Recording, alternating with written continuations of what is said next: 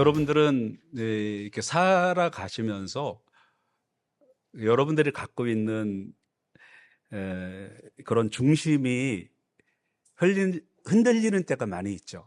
이렇게 가는 게 맞나? 이렇게 가는 게 틀린가? 이런 흔들릴 때가 많이 있을 겁니다. 우리가 신앙생활을 할 때도 정말 나에게 이 거부할 수 없는 그러한 생명력이 있나? 라는 거예요. 이런 어, 갈등과 그런 고민들, 우리가 이제 신앙생활을 하다 보면 누구나 겪는 그러한 갈등인데, 저는 이제 그냥 혼자, 이건 누구한테 얘기도 안 한 거지만 혼자 이렇게 생각이, 환경과 조건 때문에 못하는 것을 없게 하자라는 게 제가 이제 살아가면서 갖고 있는 어떤 저의 신념입니다. 뭐 환경이 이렇다고 또 조건이 이렇게 변했다고 그러면 바꾸자, 이게 저는 아니라는 거죠. 옛날에 우리 코로나 때 사실 우리 한 명 놓고 설교를 했잖아요. 이게 줌으로 물론 하긴 하지만 한 명 놓고 설교할 때나 아니면 이렇게 우리가 뭐 100명은 안 되지만 100여 명의 성도님들 앞에 설 때나, 저는 한 명이기 때문에 이건 안 해도 되겠다, 그게 아니고 한 명이라도 아니면 100명이라도 아니면 더 많아지더라도 어떤 환경이나 조건에 구애받지 않고 내가 할 일은 하자. 그게 이제 제가 살아온 그러한 삶의 방식입니다. 근데 그걸 지금까지 지켜왔고, 3일 기도회를 저랑 저희 아내랑 3년 동안을 지켰던 이유가, 성도가 없으니까 3일 예배 안 해도 되지 않냐라고 하지만 왜 있던 예배를 없애냐. 저 목사님들한테 핍박을 받았습니다. 목사님들한테 왜 사람이 없는데 예배를 하냐고. 예. 근데도 그거를 3년을 그렇게 지나왔고, 그러니까 우리 수요일 예배가 굉장히 은혜롭고요. 그다음에 자꾸 이제 사람들이 더 많아질 것 같아요. 아직까지는 많아지지는 않았지만 모신다는 분들이 많아지셨거든요. 그러니까 이게 뭐냐면 어떤 환경과 조건 때문에 나의 삶이 변하고 못하는 것이 있고, 그렇게 돼서는 안 된다는 게 저 생각이거든요. 제가 이제 지난주에 그 손가락을 다쳤을 때, 솔직히 말씀을 드리면 굉장히 좀 심각했습니다. 근데 그냥 근데 저는 제가 갖고 있는 신념이 있기 때문에 내가 손가락을 다쳤다고 해서 일을 하지 않고 병원을 가는 게 제가 용납이 안 되는 거예요. 그리고 막 이게 화가 나면서, 하나님, 이렇게 바쁜 시기에 노숙인 사역도 해야 되고, 노숙인 사역 하고 이제 이 다친 손가락 가지고 노숙인 사역도 다 하고 했거든요. 이 바쁜 시기에 왜 이렇게 실수를 만드셔서 이렇게, 그러니까 막 화가 막 나더라고요. 근데 그랬다고 저는 신념이 이 손가락 다쳤기 때문에 못하고 또 상황이 좋다고 하고, 저는 그런 개념이 아니에요. 손가락을 다쳤어도 할 건 다 하고, 그게 이제 제가 신념입니다. 근데 이게 그래서 이제 사람들이, 이 자화자찬해도 죄송한데, 사람들이 저한테, 많은 분들이 하는 이야기가 참 대단하세요라는 말 많이 하세요. 근데 저는 대단하려고 하는 게 아니고 이게 저 신념입니다. 뭐 상황이 바뀐다고, 환경이 이렇다고 저렇게 해서 내가 가지고 있는 내 목회 신념이나 나의 삶의 모양이 바뀌는 게 아니고 그냥 가는 거예요. 그게 뭐냐면, 저는 하나님 믿는 사람으로서 이렇게 뭐 타협하거나 이제 그런 게 싫은 거죠. 오늘 이 말씀에 보면 그렇습니다. 이 세상은요, 어떤 보이는 성과를 요구하지 않습니까? 그렇죠? 예. 세상이 요구하는 거는 우리의 마음을 요구하는 게 아니고 어떻게 보여지느냐예요. 내가 지금 어떤 형편이냐, 이런 거를 세상에서 요구를 합니다. 그러다 보니까 내가 하나님 믿는 사람인데 어느 날, 어느 순간에 서면 내가 이거 제대로 가고 있는 건가? 하나님이 살아계신데 왜 나는 이렇게 평범보다도 못한 삶을 살아갈까? 뭐 이런 저런 생각을 하게 되는 거죠. 그런데 오늘 우리가 이 말씀에, 오늘 이게 본문 말씀을 이게 보면 사실은 이스라엘 백성들이 처한 현상과 오늘 이스라엘을 축복하는 이방 선지자 발람이 이게 조금 뭔가 잘 안 맞는 거예요. 그 사람들은 그러한 축복을 받거나 어떤 그런 실력이 있는 사람들이 아니었습니다. 그런데 그들을 보았던, 이스라엘 백성들을 보았던 발람 선지자는 오히려 자기들은 초라하게 보이고 이게 우리가 뭐냐, 이게 하나님 제대로 하나님이 살아계시면 우리에게 이렇게 되느냐라고 절망하고 낭망하고 있는 그러한 상황 가운데서 이방 선지자 발람이 봤을 때는 거의 범접할 수 없는 그러한 영적 권위가 그들에게 있었단 말이에요. 근데 우리는 그렇게 생각하지 않는데 세상 사람들이 보기에는 이게 뭔가 저 사람들은 다른 사람들이야, 이렇게 느껴지게 된다는 것입니다. 이스라엘 사람들은 사막에서 나온 지 얼마 안 된 사람들입니다. 그렇죠? 민수기는 아직 이집트에서 나와가지고 한 40일이 안 된 그런 상태예요. 그러니까 허겁지겁 홍해를 도망쳐 나오고 바로에게 쫓기고 뭐 제대로 뭐 집도 없고 그저 갖고 나온 그런 천막 몇 조각 있고 그런 상황이었어요. 근데 겉모습만 본다면 이스라엘은 아무것도 아니었습니다. 그들은 철기 문명을 갖고 있었습니다. 철병거를 갖고 있었어요. 근데 이스라엘 사람들은 이 주먹 하나 말고는 갖고 있는 게 없었어요. 그래서 이스라엘 사람들은 절망을 했고, 그런데 그 절망한 이스라엘 사람들을 본 발람 선지자는 감히 범접할 수 없는 그러한 위험을 느꼈던 거예요. 그 말씀을 오늘 우리가 생각을 해보려고 하는데, 발락이라는 모압 왕이 발람 선지자에게 저 이스라엘 사람들이 오는 게 두렵습니다, 와서 한 저주만 한번 해주십시오 라고 해서 이 발람 선지자가 산에 올라가서 저주를 하려고 했습니다, 이스라엘 사람들을. 근데 이스라엘 사람들을 바라보는 순간에 저주를 한 것이 아니라 5절 말씀처럼 야곱이여 내 장막들이 어찌 그리 아름다운고 이스라엘이여 내 거처들이 어찌 그리 경건한고 라고 오히려 감탄을 하는 모습을 봅니다. 이것은 사실은 우리 내 힘이 아니고 하나님께서 살아계시지 않는지를 보여주는 그러한 말씀이고요. 이 발람 선지자가 그가 눈을 떴을 때 보니 거기에는 평범한 사람들이 아닌, 유목민이 아닌, 노예 생활에서 바로 풀려난 그런 사람들이 아닌, 저 사람들은 뭔가가 있는 사람이라는 것을 깨달았던 거예요. 그럼 이게 어디서 나왔냐라는 거죠. 이 발람이라는 선지자는요, 세상 사람입니다. 세상 사람, 철저한 세상 사람.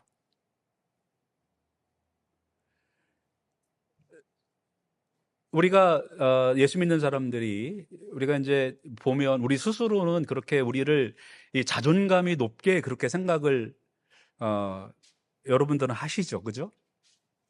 여러분들은 내가 예수 믿는 거가 세상 어떤 것보다 더 복되고 또 세상 어떤 것보다 더 자랑스럽고 그런 마음 갖고 계시죠? 네, 그거 갖고 계셔야 됩니다. 그런데 많은 그리스도인들이 그거를 갖지 못하고 있어요. 근데 오히려 이 재벌들이나 높은 사람들이요, 성도들을 보고 부러워합니다. 저 사람들은 나처럼 뭐 가진 것도 없고 나처럼 권력도 없고 나처럼 명예도 없는데 저 사람들은 이렇게 행복하지? 이게 발람이라는 선지자가 그런 거예요. 자기가 성공한 선지자로서 그 중동 지역의 모든 영적 그 리더의 가장 높은 사람으로서 이스라엘 사람들을 낮춰봤어요. 자기는 높은 사람들로서 이스라엘 사람들을 보는 순간에 거기에 압도가 되는 겁니다. 이게 우리 성도의 영적 권위가 돼야 된다는 거예요.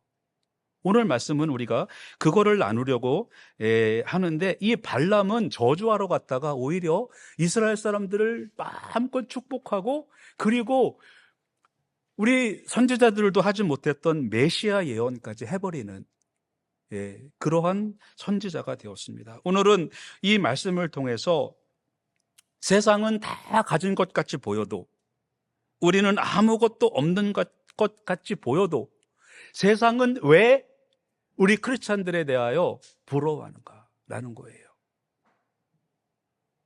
제가 지금 일하는 그 회사는 어, 사람인가 싶을 정도로 일을 많이 해요. 우리 여기 이상원 집사님도 있는데 일주일에 일을 70시간을 해요. 그게 사람입니까? 사람이 아닙니까? 70시간이면 아침 6시에 일을 시작을 해서 6시 반에 끝나요. 그 12시간을 줍니다. 회사에서. 그리고 토요일에는 아침 6시에 시작해서 4시 반에 끝나요. 그래가지고 70시간을 일을 해요. 그리고 우리 이상원 집사님은 또 밤에 12시간씩 저랑 바꿔가면서 아침에 가서 보고 또 저녁에 가서 목사님 안녕하세요, 집사님 안녕하세요. 이렇게 살아가요. 근데 그분들이 제가 이제 교회를 나오라고 그러면 못 나온대요. 70시간 일하고 교회 못 나온대요. 그러면서 그 사람들은 돈을 많이 벌거든요. 70시간 일하니까 돈을 얼마나 많이 벌겠습니까? 그죠? 근데 오히려 그 사람들은 저를 부러워해요. 이게 바로 성도의 영적 권위입니다. 세상이 더 많이 갖고 더 높이 올라가고 더 명예가 높아진다 하더라도 결국 그 사람들의 내면 가운데서는 크리스찬들이 부러운 거예요. 저 사람들은 저 텐트에 사는데 왜 이렇게 저렇게 자존감이 높아? 우리는 이렇게 많은 것을 가졌는데도 왜 이렇게 자존감이 낮아? 그렇게 되는 겁니다. 그래서 오늘 발람 선지자를 통해서 우리가 배우는 것은 무엇이냐면 성도의 진짜 실력은 영적 권위다라는 겁니다. 우리가 세상에 뭐를 보여줄 수가 있겠습니까? 자, 그래서 오늘 첫 번째 말씀은 5절 말씀에 보니까 성도는 세상이 감탄하는 아름다움을 가져야 된다라는 것입니다.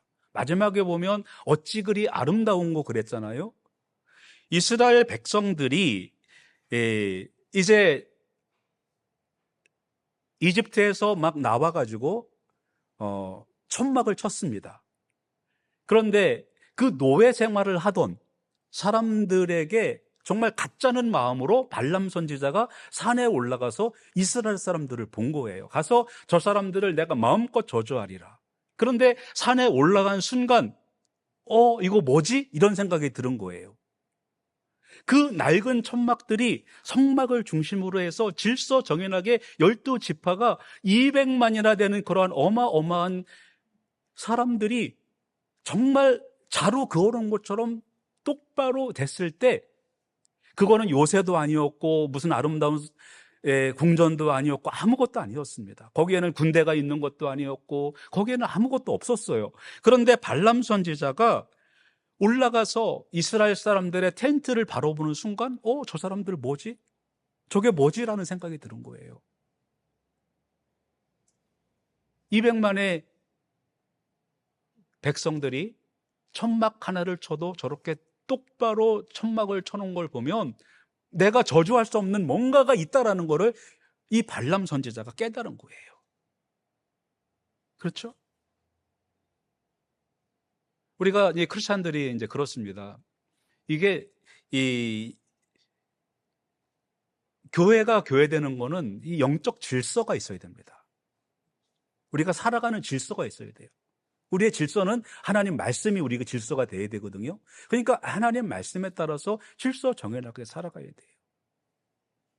조금 어려운 일이 생기면 막 거기에 그 환경에 막 휩쓸려 가지고 살아가는 그게 아니고 어떤 상황이 되어도 나는 정말 정리정돈된 그 믿음의 생활 그대로 살아가는 그러한 신앙생활을 해야 됩니다. 그래서 성도의 영적 권위, 바로 그것은 질서에서 나오는 겁니다. 말씀을 중심으로, 하나님 말씀을 중심으로 해서 모든 질서가 정연하게 움직이는 거예요. 그 다음에 초라한 장막을 덮었던 거룩한 하나님의 임재가 있었던 거예요. 그 질서 정연한 천막 가운데 하나님의 임재를 발람 선지자는 봤던 거예요. 그러니까 우리 성도는 바로 우리의 어떤 우리의 소유로, 우리 해부에서 뭐를 보여주는 것이 아니고 우리 존재됨, 비잉에서 우리의 존재됨이 보여줘야 된다는 것입니다. 그래서 거기는 딸랑 그거였습니다. 발람이 올라갔을 때 볼 수 있었던 거는 모래 텐트였습니다. 아무것도 없었어요. 그런데 오늘 그가 선포했던 말은 야곱이여 내 장막들이, 이스라엘이여 내 거처들이 어찌 그리 아름다운고 라는 선포를 할 수밖에 없었습니다. 이거는 세상이 흉내낼 수 없는 영적인 기쁨입니다. 사람들이 여러분들을, 저를 무시하지 못하게 하는 것은 바로 우리가 어떤 그 영적인 기쁨을 갖고 있느냐. 흔들리지 않는 기쁨. 제 친구, 목회하는 친구 중에 하나가 그 카톡 그 이름이 삶의 기쁨이에요. 기쁨. 이 목회자들이 사는 게, 물론 이제 대형교회 목사님들은 여유로운 삶을 살아가지만, 뭐 아직 한국에서도 목회자들이 그렇게 여유 있는 삶을 못 살아갑니다. 그러면 이게 비교가 되잖아요. 친구들, 성공한 친구들, 사업하는 친구들 비교가 되잖아요. 그러면 우리의 기쁨을 잃을 수가 있습니다. 그래서 이 친구는 자기 그 카톡에다가 삶의 기쁨. 나는 목사다. 결코 이 크리스찬의 기쁨을 잃지 않겠다라는 그러한 결심을 표현한 거죠. 그래서 여러분들은 첫 번째로 세상이 감탄하는 아름다움을, 세상에 감탄하는 기쁨을 소유하시기를 축원합니다. 두 번째 말씀은 세상이 부러워하는 생명력을 가져야 된다는 것입니다. 우리 한국말 성경에서는 조금 이게 해석이 원문이 잘 정확히 표현이 안 되어 있는데, 그 벌어짐이 골짜기 같고 이렇게 되어 있잖아요. 근데 잘 무슨 의미인지 잘 모르시겠죠. 근데 영어로는 그게 잘 표현이 되어 있는데 like valleys they spread out 이렇게 되어 있잖아요. 그러니까 이 밸리가, 이스라엘은 흐르는 물이 있는데, 여기 이제 여러분들 여기 쿡스 리버라고 아세요? 쿡스 리버 이쪽 그 캠시에서 이렇게 저쪽 뱅스타운으로 올라가는데, 이 쿡스 리버는 평소에 보면은 그 강 같지가 않아요. 근데 비가 오면 엄청난 물이 흘러가거든요. 한번 몇 년 전에 폭우가 내렸을 때 넘치는 줄 알았어요. 우리 뒤 마당까지 올라올 정도로 나오는데, 저쪽에 잉글번에 가면 또 그런 데가 하나 있습니다. 거기는 평소에 보면은 저기가 강이야? 그 정도로 아주 물이 없어요. 그런데 비가 내리면 순식간에 강이 돼요. 그거를 이스라엘 사람들은 와디라고 하는데 그 말입니다. 폭우가 내렸을 때 흐르는 그러한 와디 같은 그런 말을 의미하는 겁니다. 그러니까 너의 땅은 그 벌어짐이 골짜기 같다라고 하는 것은 와디가 된다는 거예요. 그렇게 이스라엘 백성들이 지금은 메말라 버린 강처럼 그렇게 보이지만, 앞으로 이스라엘 백성들은 그러니까 그 와디가 되는 그러한 엄청난 물이 흐르는 강처럼 될 것이다 라는 거예요. 바로 이것은 이스라엘 사람들의 생명력을 말합니다. 이 광활하게 퍼져나가는 그 벌어짐이, 그 퍼져나가는 것이 골짜기의 강 같은 그러한 어마어마한 강처럼 될 것이다 라고 하는 것입니다.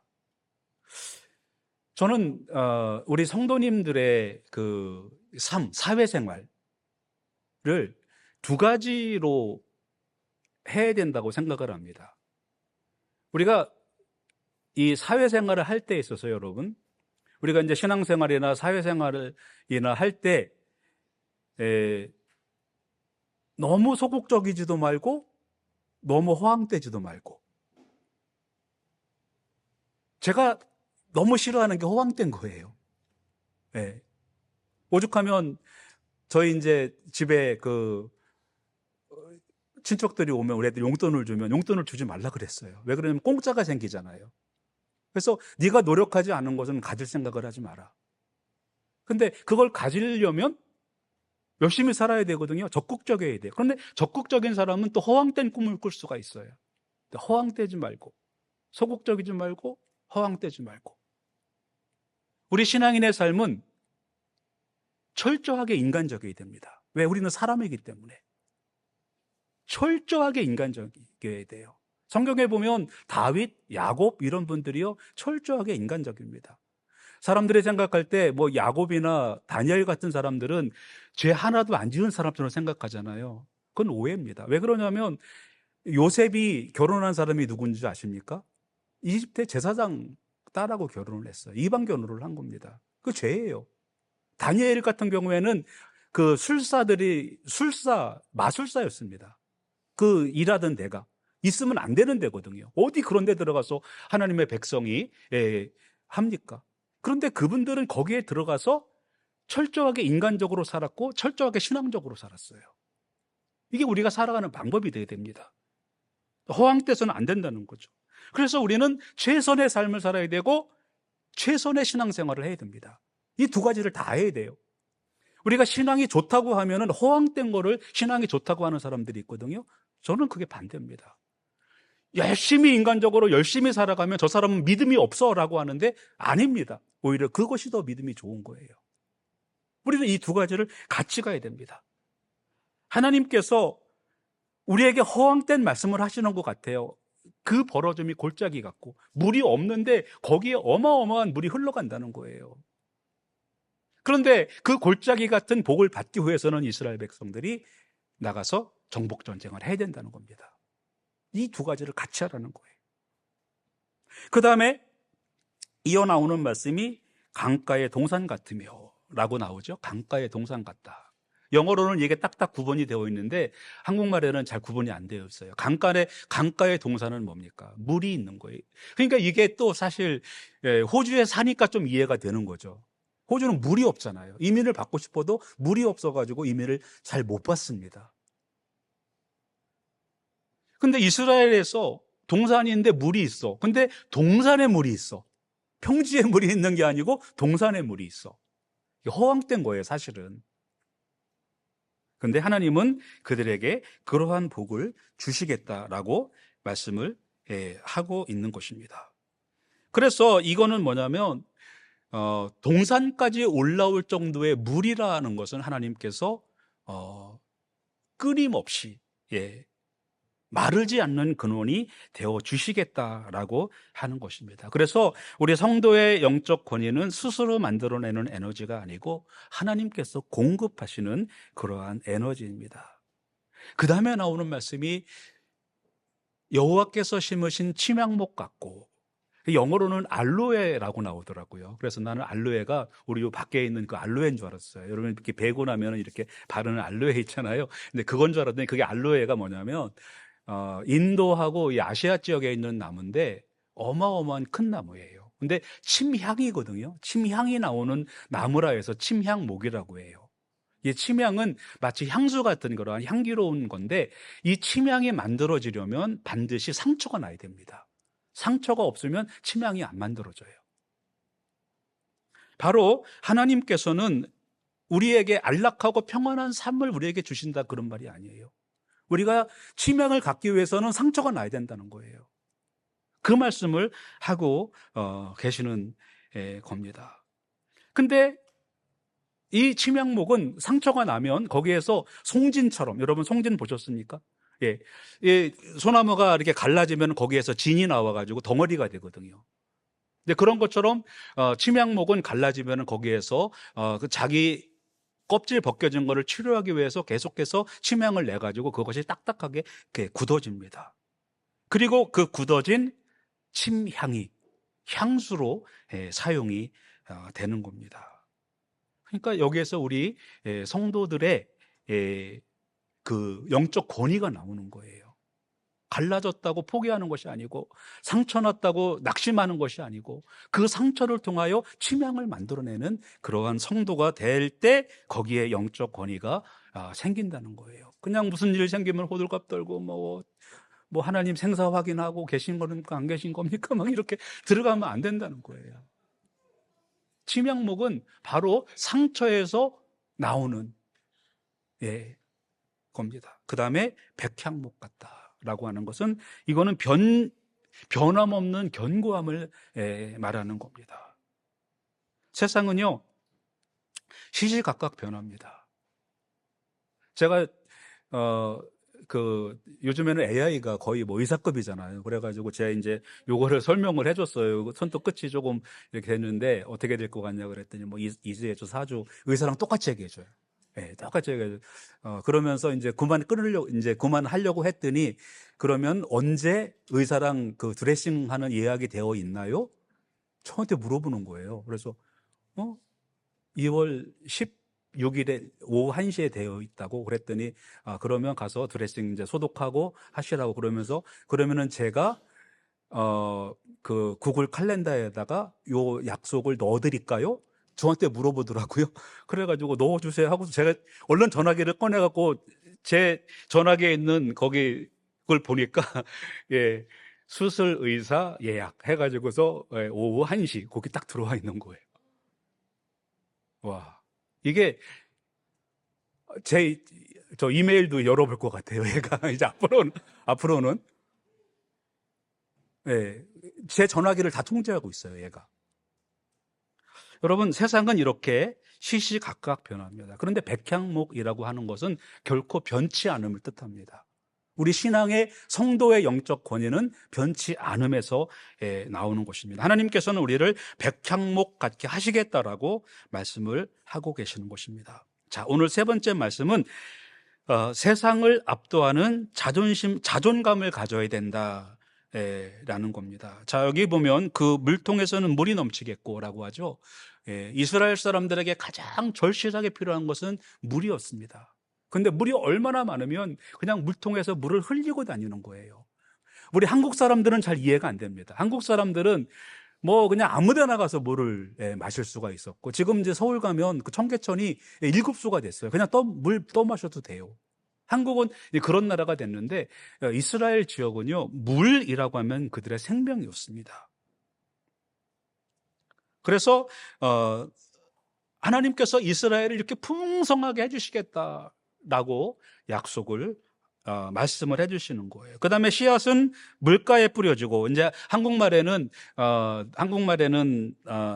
그 씨는 많은 물가에 있으리로다 이렇게 되어 있는데 그 씨는 물가에 뿌려지고라고 그 해석하는 게 더 또 본문하고 가깝습니다. 그래서 물가에 뿌려진 씨앗이 되겠다는 거죠. 씨앗은 싹이 나야 되는데 물이 없으면 싹이 안 납니다. 그러니까 하나님께서는 이스라엘을 그렇게 싹나게 하시겠다라고 하고요. 그 다음에 그 왕이 아각보다 높이리니, 그러니까 이스라엘의 왕이 아각은 지금 트럼프라고 생각하시면 됩니다. 예, 트럼프. 예, 트럼프보다 더 높아지겠다. 예, 라고 그렇게 말씀하시는 거예요. 무슨 말씀인지 아시죠? 그냥 뭐 이란에 가서 하고 싶으면 막 항공모함 보내고, 베네수엘라 오면 주권 국가에 가서 그냥 대통령 잡아오잖아요. 네, 그 트럼프보다 더 높게 해주시겠다, 그런 말씀이에요. 얼마나 큰 축복입니까? 그렇습니다. 그래서 여러분, 이 성도의 존재감은 이렇게 세상이 아니고요, 소속에 있습니다. 우리는 하나님 안에 있어야 된다, 라는 그러한 말씀입니다. 우리가 사실 아각하고 비교할 수밖에 없죠. 그죠? 내가 어떤 스펙을 가지고 있나, 내가 어떤 조건을 갖고 있나라고 생각을 하는데, 그런데 하나님의 사람들은 하나님께 속해 있다라는 생각을 해야 됩니다. 그의 나라는 흥왕하리로다라고 말씀이 되어 있습니다. 흥왕하다라는 거는 이렇게 퍼져 나가는 것을 말하는데, 그게 조금 또 한국말 성경하고 원어하고 조금 다른 게 뭐냐면, 하나님께서 들어 올리시겠다라는 거예요. 리프트 업 하겠다라는 거예요. 이렇게 수직적으로, 수평적으로 이렇게 흥황 퍼져 나가는 그게 아니고, 하나님께서 들어 올리셔서 사람들에게 나타나게 하시겠다, 그런 말씀이에요. 예, 수직적 상승을 말합니다. 비교할 수 없게 해주시겠다. 그의 왕을 트럼프보다 더 위대하게 만들고, 너의 나라를 이게 흥왕 정도가 아니고 들어 올리셔서 세계 사람들이 보고 놀라게 하겠다라고 하는 겁니다. 자, 그러면 제가 지금 민수기 24장 5절, 6절, 7절 말씀을 했습니다. 이 말을 누가 했을까요? 이런 축복을 누가 한 건가요? 제사장이 한 건가요? 하나님이 하신 건가요? 아닙니다. 발람이 한 겁니다. 발람은 누군가요? 이방 선지자입니다. 이것만 읽고 나서는 무슨 위대한 선지자나 사무엘이나 아니면 모세나 아니면 아론이나 이런 사람이 한 것 같잖아요. 그게 아니었어요. 발람이 한 겁니다. 발람이 왜 했습니까? 이스라엘 백성들을 보는 순간, 이스라엘 백성들을 대하는 순간 그가 범접할 수 없는 그러한 영적 권위를 느낀 거예요. 성도 여러분, 텐트에서 사막 모래 위에서 자는 이스라엘 백성에게 그런 영적 권위가 어디서 나왔을까요? 저나 여러분이 세상 앞에 섰을 때 그런 영적 권위가 느껴져야 된다라는 겁니다. 발람이 저주하러 왔다가 저주는 못하고 실컷 축복만 하고 간 거예요. 그게 바로 우리가 가져야 될 영적 권위라는 것입니다. 민수기 24장 17절에 말씀해 보면 야곱에서 한 별이 한 규가 나타날 것이다. 결국 그의 입을 통해서 이스라엘을 축복할 뿐만 아니고 이스라엘의 메시아가 오겠다라는 그러한 축복까지 해버리는, 그가 원했던 것이 아니었어요.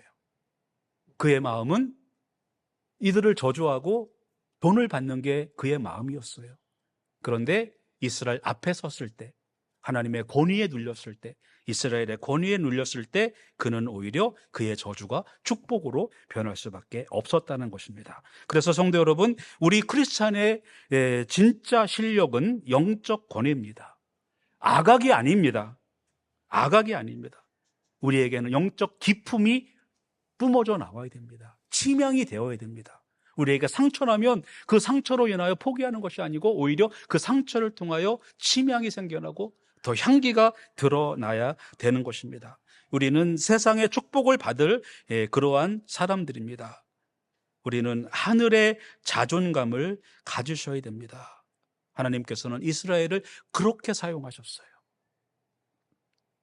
세상 앞에서 당당하게 우리 살아갑시다. 우리 안에 계신 하나님이 우리를 가장 위험 있는 백향목으로 세워주시고 침향목으로 세워주시는 것입니다.